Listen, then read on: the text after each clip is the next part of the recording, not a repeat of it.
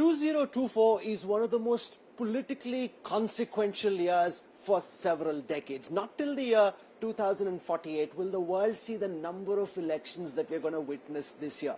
To get a sense of the stakes for the global order, we're joined at the India Today studios here at the World Economic Forum in Davos by one of the world's sharpest foreign affairs thinkers. Fareed Zakaria is back with us at India Today. Thank you so much and welcome. Always a pleasure, Rahul. It's terrific to have you with us and superb way of getting the WEF week started for us.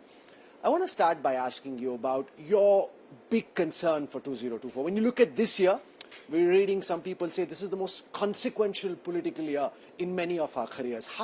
What's the most important thing you're looking out for this year, Fareed? Well, unfortunately, I have to confess, Rahul, that the biggest challenge of 2024 is going to come not from an election in some third world country, that's battered and dysfunctional. It's going to come from the American elections. Because it is in many ways a pivotal election, because Donald Trump has a very good chance of winning. And the reason I think that people should understand the stakes is that I know sometimes there are people in India who find Trump fascinating and even admirable because he's funny and he's clever and he's charming and he has a certain kind of populist flair that in some ways some Indians like. The big danger of Trump, I think, actually globally, is that he fundamentally wants to withdraw America from the world. He wants to essentially turn his back on a role that America has played in the world since 1945 as the ultimate guarantor of security in Europe, as the ultimate guarantor of security in Asia. If he does that, I think you are going to see very, very large consequences. Look at the Middle East, to give you an example. Why is the Middle East in flames?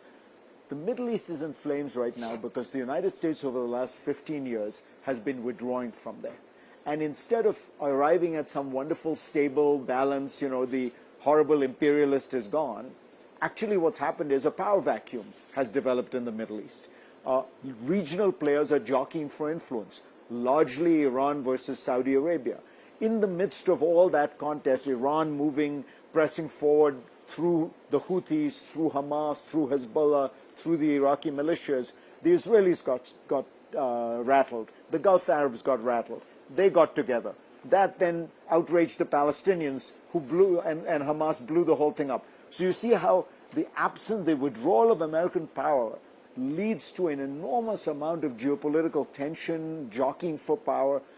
Now imagine that happening on a larger scale in Asia, where there are 7 or 8 very powerful countries all jockeying for influence. That's why I worry. The United States has been playing a role of stabilizing the world. If Trump pulls us out from that, it will be 2025 onwards, it'll be a hell of a ride. In your response, it seems that you almost believe that it is inevitable that Trump will be on the Republican ticket. Is that the way that you're seeing it? Because I was chatting yesterday with the chief executive of the Atlantic Council, and he said maybe because of all the court cases, Trump might still get tripped over and may not be the Republican nominee. Or do you think that's highly unlikely now? So first we have to say, the media likes a race, as you know. There isn't a race. Trump is 30 points ahead of his nearest rival. If you look at the Iowa caucuses, he's at 50.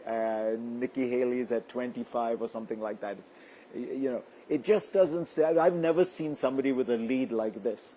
There was a very interesting story in the New York Times today about how Trump has now regained his entire lead with college-educated Republicans, whom he had lost in 2020.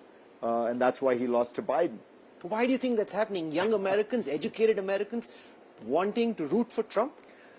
I think that there is a very large part of America that feels that their voice is not heard, that they are rural, they are less educated, they may be some college educated, but they'll tend to have gone to, colleges that are a little bit outside the mainstream, more religious, more white. That's the profile of the Trump voter. And these people feel that they have been ignored, disrespected, particularly religious people. Now, why they have chosen Trump as their standard bearer, of, 3 times, 4 times divorced. I can't even count a man who's obviously never read the Bible in his life. But I think they see him as a fighter, and they see him as somebody who, at the end of the day, knows the system and is as crooked as everybody else. There's a certain sense in which ye hamara chor hai. So there's a way in which that even appeals to them. So that's the popularity. The court cases, first of all, fuel his popularity because they convince his supporters that people are trying to throw this guy in jail. People are trying to get him off the ballot. American people should have a choice. This shouldn't be decided by courts and prosecutors. But more broadly, I think he's part of a wave of populism everywhere. So, Trump versus Biden contest, do you think it's more likely now, from what we know and the polling that we're seeing, that Trump might prevail? It's very close. Remember, Biden won last time by 7 million votes. My guess is he'll win by 9 million votes this time. But that's the national vote. That's not the Electoral College. What happens in these 3 or 4 states with a few 100,000 voters?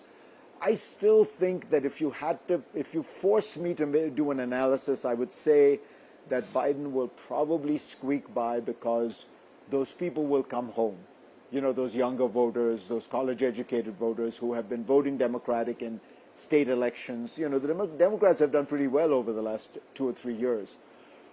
But it's a very close call. But they may not be enthused to go out and vote exactly. for Biden. And because of the Gaza war, because of who knows what, that Biden has a health problem. The idea that the fate of the world depends on a few 100,000 voters in 4 states in the United States is scary, but that is true. Do you think the Democrats should have pushed harder to ensure that Biden stayed a one-term president? Everybody just kind of sat by and let Biden want to contest again. Look, this part will be familiar to Indians. There is no Democratic Party in that sense.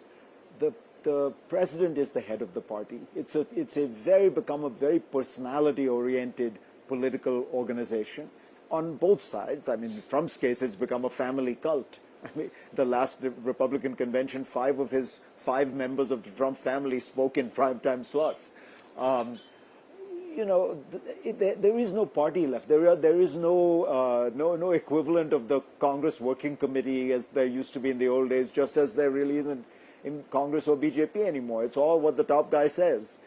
Biden says he doesn't want to leave. Everyone salutes and gets in line. But I do think it is Biden should have thought much harder about whether or not this is the responsible thing to do.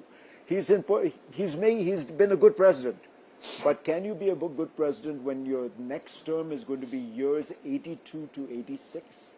I mean, we all know 80-year-olds. It's a very different level of energy.